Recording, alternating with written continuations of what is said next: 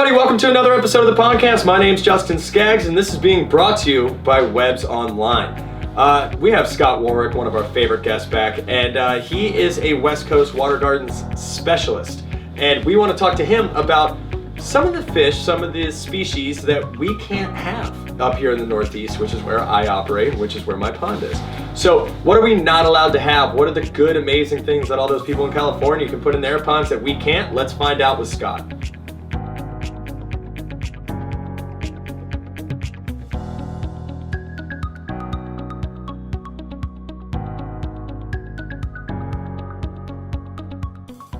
Scott Warrick is back here, and we were talking after our last episode cut, and you were telling me that you got some pretty wild animals. Yeah, an emerald tree boa. Yeah, that's pretty wild. And he was telling me about how difficult it is to keep this thing alive. We did a tech tip episode, which is one of our YouTube video series, on just fish that survive the winter well. And I was like, well, let's do something different. Let's see what you can get away with in, a dry, warm environment like California where things are more stable. And I just figured I'd just like to hear kind of what that's about and what you're capable of running with that maybe, obviously me here in Pennsylvania, I'm not allowed to have. One of the things I see frequently, because a number of pond supply places will kind of sell and push them, just so people can mix it up, would be the channel catfish, which I believe you could probably have back there as well. But I don't really recommend it for ponds. They tend to outgrow them, and they eat more than the lion's share of the food. They'll even eat other fish if they grow large enough to fit them in their mouths. So, are they cool looking? Why do people even bother? I guess kind of. It's just a different element. The Chinese banded hyphen shark would be the way to go for something that's still temperate, more exotic. They're super friendly. They'll hang out on the walls of the pond. They're pushed as algae eaters. I haven't seen a tremendous amount of evidence of them providing that service, but they're a really cool element to have. They have a really arched dorsal fin like an angelfish, but vertical band stripes like a what the hell is that fish? Like a barb, something along those lines. But as they grow, they can grow to be the size of a koi. They become elongated. Oh, cool. So the look changes a bit, like the dorsal fin sort of. And they obviously wouldn't survive a northeastern winter. Is that what you're getting at? They tend to be more sensitive than the koi now. They're from the same sort of places of origin, like the Yangtze River in China. So they may actually survive. I haven't tried it, but I do know that they tend to be just more sensitive. And they're more trusting, too, so they can get nicked by predators a lot easier. They'll let you pet them. They'll hang out perpendicular on the walls, and they're really cool fish to have. As far as things beyond the scope of that, as far as exotic, I've got a couple of clients that try to have tropical fish with some degree of success. It's a bit of a mad scientist experiment. He's kind of creating a survival of the fittest. We're the strongest ones that overwinter. It's like a eugenics experiment.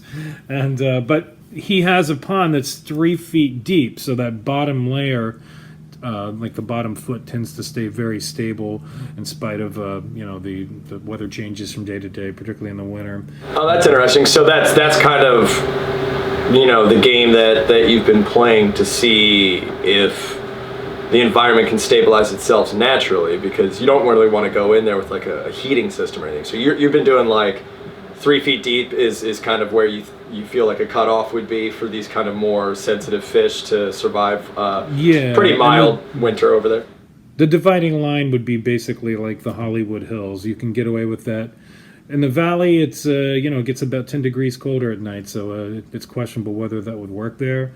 But this particular client has a heater as well, like a pool heater. We haven't used it yet, but I've kind of discouraged it. I'm afraid I'll come back and find sharks or something. Oh yeah, you think he's just going to go overboard with it? He's that type. I'd say he probably will. Yeah, probably keep that heater out of his hands. So I mean, that's kind of cool. That's that's just a. Put it this way, there's no limitations that are prohibiting you from using something that we get to use up in the Northeast. You just have more stuff to play with. That's just the bottom line of it. Yeah, there's definitely more options here. And the great thing, though, is unlike somewhere like Florida, We don't have, alligators except for there was Reggie a few years ago. Well, I don't know, Reggie. What happened to Reggie? Reggie was this is about 10 years ago. Somebody had dumped a pet alligator into the harbor, and he became very elusive. Back when the crocodile hunter was alive, he attempted once with his crew to come out and wrangle him. Didn't have any luck, and he had sort of had sworn that he would make it back and be successful the next time, but the timeline didn't work out for him. Yeah, R.I.P. Steve Irwin. Yeah, that's the guy. And so anyways, they ended up eventually catching him. He came far enough on shore that they were able to triangulate him, and he's now a celebrity at the LA Zoo. But the one time that I was there, they made a joke about, like, we don't know if he's here or not because he's apparently a Houdini-like escape artist. He's escaped out of his enclosure like 3 times. And so, to my knowledge, I mean, I have no idea if he's still there or not, but he was like a regional celebrity. Well, Reggie's on the loose, and if you guys have a heater in your pond, you're definitely asking for it. That's what you're saying. Yeah, but outside of that, we don't deal with snakes or anything like that. It's definitely. I mean, Florida might try to kill you, but yeah, I wouldn't do this down there. I had relatives in the Orlando area, and I couldn't even fish in their little pond, their front yard pond, without supervision because you never know. Even their swimming pools were infiltrated by alligators from time to time. Yeah, it's definitely more dangerous, but it's a real interesting ecosystem, and I appreciate you elaborating on some of the more liberties, some of the liberties that you get to have with that, because obviously we all want to make ponds that are a happy place for the animals that we put them in. But the reality is that if you're just not in the right geographic area, there's a lot of fish and a lot of plants that you're not able to have if you want to maintain a sense of responsible, environmental friendliness. It's just not going to happen, or else you're going to end up killing a lot of fish that don't deserve it.